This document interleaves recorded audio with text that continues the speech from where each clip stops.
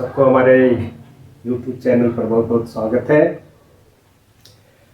आज हम एक बहुत ही महत्वपूर्ण विषय की चर्चा करने वाले हैं जो भूगोल के प्रैक्टिकल के संदर्भ में है, या यूं कहें कि समस्त भूगोल के संदर्भ में भी है। वो है मापनी या स्केल या मापनी। भूगोल की अपनी अगर कोई भाषा है तो वो है मानचित्र। मैप के माध्यम से हम भूगोल में बहुत सी बातों को दिखाते हैं, समझाते हैं, या अपने आप में ये बहुत कुछ बताता है। उस मानचित्र में अगर स्केल नहीं हो तो उसे हम मानचित्र नहीं कहेंगे कि किस प्रकार से। तो उसका जो आत्मा है वो है स्केल, मानचित्र का, मैप का। तो मैप ड्राइंग में स्केल का बहुत ही महत्वपूर्ण स्थान है। तो स्केल के संदर्भ में समझेंगे। स्केल से हम समझते क्या है। तो सबसे पहले स्केल किसे कहते हैं, स्केल का डेफिनेशन क्या है, स्केल को कैसे हम लोग निरूपित करेंगे, दर्शाएंगे, रिप्रेजेंट कैसे करेंगे, उसका क्या क्या मेथड हो सकता है, उन मेथडों को एक एक करके समझेंगे। और फिर विभिन्न प्रकार के जो स्केल हैं भूगोल के प्रायोगिक विषय के संदर्भ में उसको समझेंगे, उसको कैसे ड्रॉ करना है, इन सब चीज़ों को इसमें हम डिस्कस करने वाले हैं, अलग अलग करके करेंगे। तो सबसे पहले समझते हैं स्केल हम किसे कहते हैं। सामान्य भाषा में स्केल अगर किसी से पूछा जाए तो वो ये जवाब देगा कि स्केल उसे हम कहते हैं जिससे किसी चीज़ का हम तुलना करते हैं। जैसे 1 किलोमीटर, 1 मीटर और एक रूलर को सामान्यतः लोग स्केल बोल देता है कि ये स्केल है, जैसे मेरे हाथ में लेकिन इसको असल में रूलर कहते हैं। लेकिन आम बोलचाल में इसे स्केल कहते हैं क्योंकि इसमें दर्शाया जाता है इंच में और सेंटीमीटर में, ये डिस्टेंस को दर्शाया गया है ना। तो सामान्य बोल में, लेकिन ये स्केल का सही डेफिनेशन है। लेकिन इसे अगर मानचित्र के संदर्भ में कहें कि मैप में स्केल क्या है, तो और प्रिसाइज हम उससे प्रश्न पूछ रहे हैं। सिंपली स्केल कहेंगे तो अगर कोई कहता है कि उस तरह का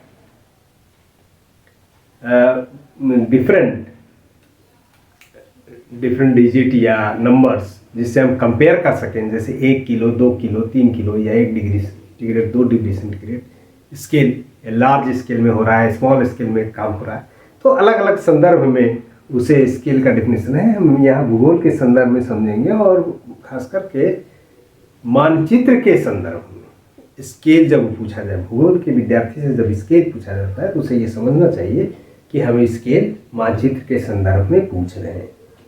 तो किसे कहते हैं और क्या कहते हैं। तो मानचित्र के किन्हीं दो बिंदुओं के मध्य की दूरी तथा उन्हीं दो बिंदुओं के मध्य धरातल की वास्तविक दूरी के बीच के अनुपात को मानचित्र की मापनी कहेंगे, मानचित्र की मापनी कहते हैं, है ना। तो अब आप लिख सकते हैं कि क्या है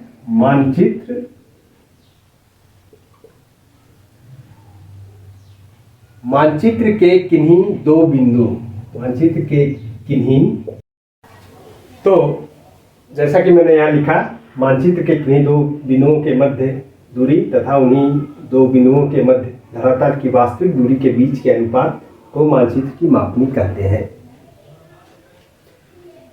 ये मापनी का डेफिनेशन है, या आप कह सकते हैं सरल भाषा में या इंग्लिश में कह सकते हैं, scale is the ratio between the map distance and the actual ground distance that the map represents, इसे हम स्केल कहेंगे।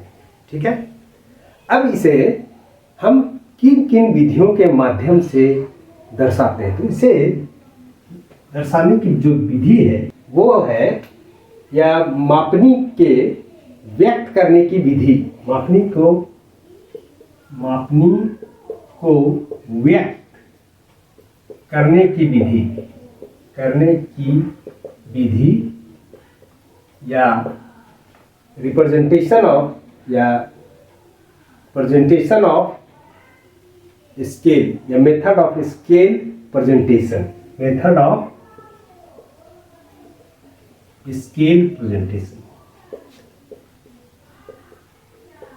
कैसे हम दिखाएंगे, किस मेथड से दिखाएंगे, कैसे हम बोलेंगे।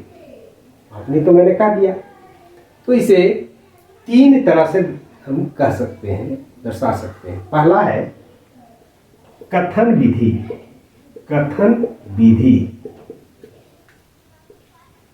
विधि या स्टेटमेंट मेथड, स्टेटमेंट मेथड।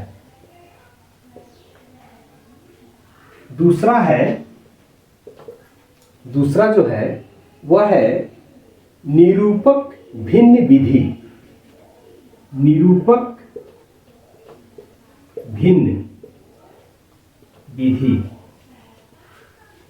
या इंग्लिश में इसको कहें रिप्रेजेंटेटिव फ्रैक्शन मेथड,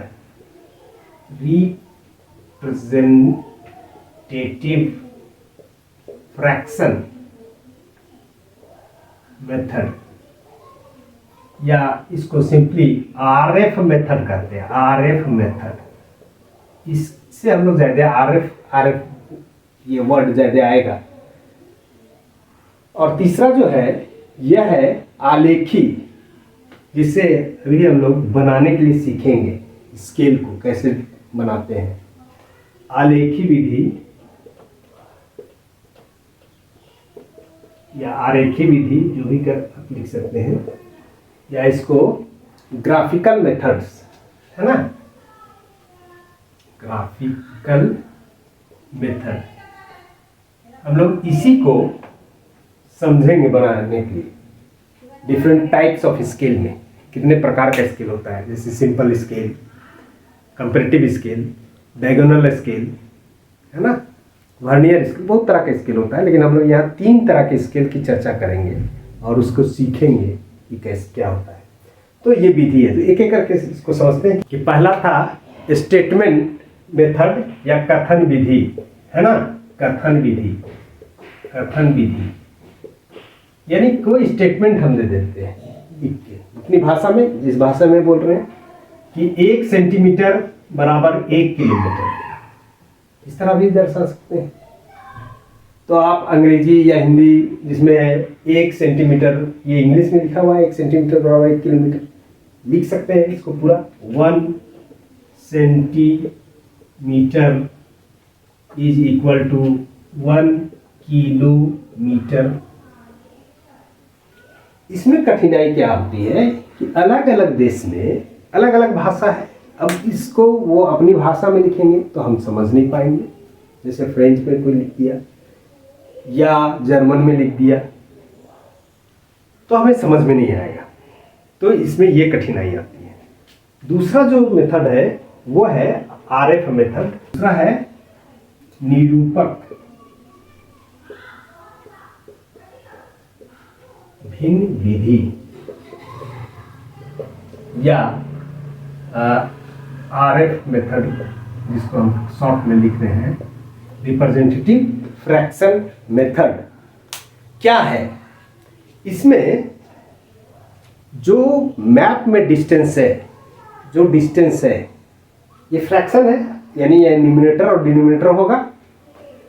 तो न्यूमरेटर और डिनोमिनेटर के टर्म में इसे हम दर्शाएंगे और इसमें जिस यूनिट में हम इस जिस यूनिट में डिस्टेंस का मेजरमेंट कर रहे हैं मैप में, उसी यूनिट में, सेम यूनिट में हम उसे एक्चुअल ग्राउंड पर उस डिस्टेंस को लेंगे। उदाहरण के लिए जैसे कि आप कहें कि 1:50,000 ये RF है, ठीक है, 50,000 है, यानी 1/50,000 है ना। ये आंसर हर के इस तरह से दर्शा रहे, यानी सेम यूनिट में जैसे अगर हम कहें कि ऊपर का डिस्टेंस हम ले रहे हैं अगर सेंटीमीटर में, तो 1 सेंटीमीटर अगर हम माप रहे हैं, यानी ये क्या कह रहा है, ये कह रहा है कि 1 सेंटीमीटर यदि आप मैप में ले रहे हैं तो 50,000 सेंटीमीटर आप एक्चुअल ग्राउंड पर ले रहे हैं। 50,000 किलोमीटर, 50,000 सेंटीमीटर है ना, 50,000 सेंटीमीटर, यानी कि कितना, 50,000 सेंटीमीटर इसको करें, यानी सेम यूनिट में। तो RF को हम क्या कहेंगे कि distance measured on map in unit, जिस भी यूनिट पे आपने, डिवाइडेड बाय डिस्टेंस मेजर्ड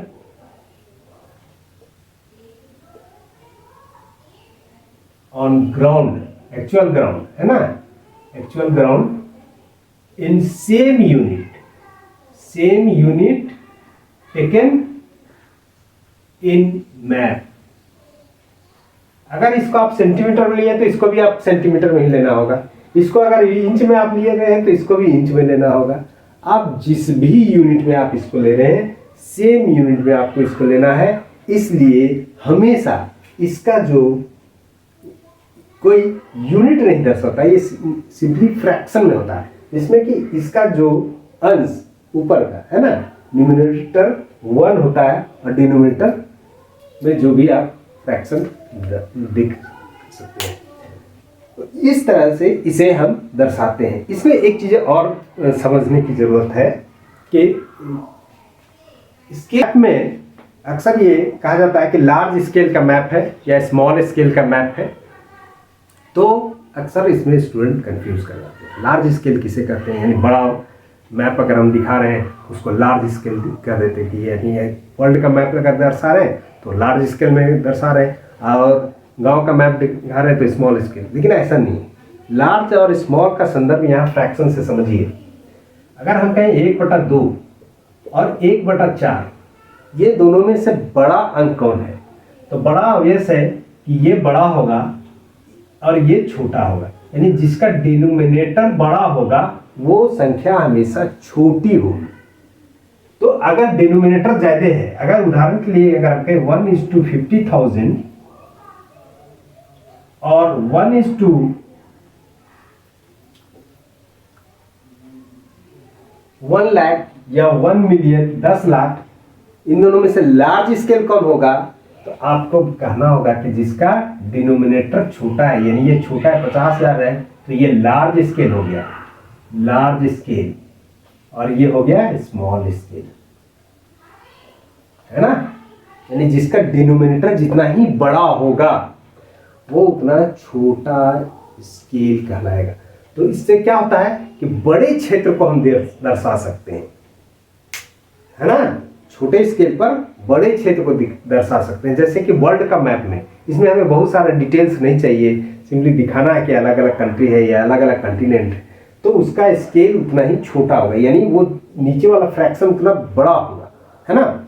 और यदि किसी मैप में जैसे कि कैडेस्ट्रल मैप या गांव का विलेज मैप, इसमें क्या होता है कि हमें बहुत डिटेल में चीज़ों को दिखाना होता है, एक एक प्लॉट को दिखाना होता है, तो उसको क्या करते हैं लार्ज स्केल में। ये और जितना छोटा होगा 50,000 10,000 पर आ जाएगा तो और क्या होगा, बड़ा होगा, यानी वो छोटे जगह को बड़ा करके दिखा रहा है।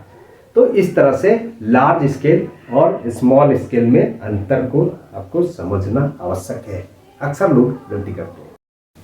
तीसरा है आरेखीय विधि, है ना। तीसरा था ग्राफिकल मेथड, ग्राफिकल मेथड या आरेखीय विधि, आरेखीय विधि यानी कि इसको हम ग्राफिकल यानी बनाकर इसे दर्शाएंगे।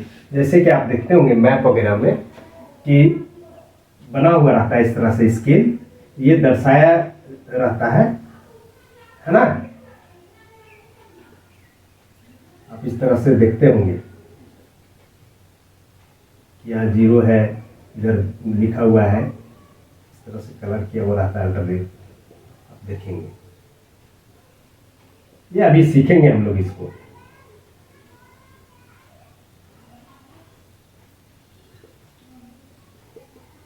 इसको सीखेंगे बनाने के लिए। तो जैसे लिखा हुआ रहता है इधर 5, 10, 15 और ये किलोमीटर में लिखा रहेगा और इसका कौन वाला भाग। तो इस तरह से आरेखीय विधि के माध्यम से दिखाते हैं, है ना। तो इसको सीखने से पहले कुछ चीज़ों को आपको याद रखना आवश्यक है। क्या क्या याद रखना चाहिए कि कितना क्या होता है कि एक किलोमीटर में 1000 मीटर होता है और 1 मीटर में 100 सेंटीमीटर होता है। तो आप सीधे याद रखिए कि 1 किलोमीटर में कितना सेंटीमीटर होगा, 1,00,000 सेंटीमीटर, है ना। ये चूंकि ग्राफ जो अभी बनाएंगे तो ये सब चीज़ें आपको याद रखना चाहिए। उसको कन्वर्ट आप बार बार नहीं करें, तो याद रखना है। उसी तरह से जैसे 1 माइल में इंच में हम लेंगे, या तो इसको हम सेंटीमीटर में स्केल को बनाएंगे लेंगे या इंच में लेंगे। तो दोनों में आपको दोनों सिस्टम में आपको याद रखना चाहिए कि कितना क्या क्या होता है। तो सेंटीमीटर वाला में तो हम लोग जानते हैं कि मीटर, किलोमीटर, सेंटीमीटर, मिलीमीटर या डेकामीटर, ये सब का यूनिट को आपको मालूम है ना। इसके तो इसमें ज़्यादा कठिनाई नहीं होती है स्टूडेंट को, लेकिन कठिनाई होती है या जिसको याद नहीं रखते हैं वो माइल है, फरलॉन्ग है, यार्ड है, इंच है, फीट है, ये सब चीज़ें याद रखना चाहिए। तो कुछ चीज़ें मैं लिख दे रहा हूँ, जैसे 1 माइल इक्वल टू 63360, इतना इंच। अच्छा, इंच को हम लोग ये डबल लाइन से इस तरह से दिखाते हैं, ये इंच का सिंबल है ना। 1 माइल में 1 माइल इक्वल टू 3030 फीट, और फीट को ऐसे दर्शाते हैं, ठीक है। 1 mile equal to 8 furlong, 8 furlong. 1 furlong equal to 220 yard, गज, इसको गज कहते हैं, है ना। फरलॉन्ग गज, मील, फीट, गज, यार्ड मतलब गज। उन चीज़ों को और थोड़ा बहुत कन्वर्जन को पहले समझ लेंगे और उन चीज़ों को समझेंगे। तो अगला वीडियो में उसकी चर्चा करेंगे। Thank you.